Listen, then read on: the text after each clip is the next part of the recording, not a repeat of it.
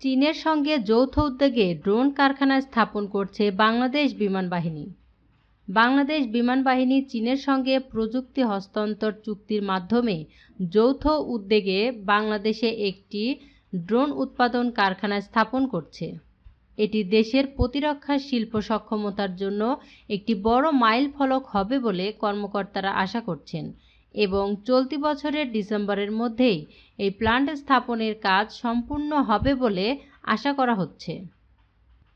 এছাড়া চীন বাংলাদেশে একটি বিমান ওভারহোলিং কেন্দ্র স্থাপনেরও প্রস্তাব দিয়েছে।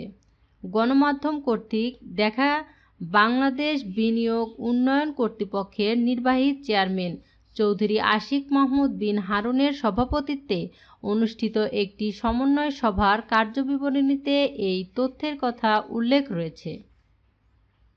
বিডার সভায় বিশেষায়িত ডিফেন্স ইকোনমিক জোন স্থাপন এবং সামরিক ও আধা সামরিক বাহিনীর ব্যবহার্য পণ্য অভ্যন্তরীণভাবে উৎপাদনের জন্য এই খাতে সরকারি, বেসরকারি ও বিদেশি বিনিয়োগের সুযোগ সৃষ্টির বিষয়ে আলোচনা হয়েছে।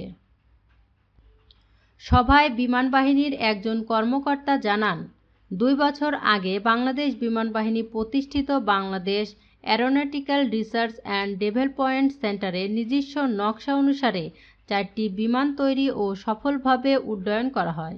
এর উদ্দেশ্য ছিল নিজেদের প্রশিক্ষণ বিমান নিজস্ব প্রযুক্তিতে উদ্ভাবন করা এবং পরবর্তীতে বাণিজ্যিকভাবে স্পোর্ট এয়ারক্রাফট উৎপাদন করা।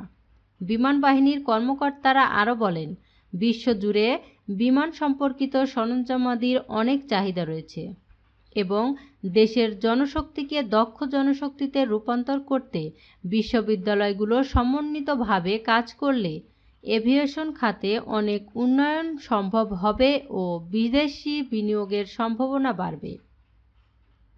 চীনের বিমান ওভারহোলিংয়ের প্রস্তাব সম্পর্কে একজন কর্মকর্তা সভায় বলেন, বিমান বাহিনীর বিদ্যমান সক্ষমতা ও জনবলের সঙ্গে কিছু সরঞ্জামাদি যুক্ত করে ব্যবহৃত বিমানের ইঞ্জিনের ওভারহোলিং করা সম্ভব।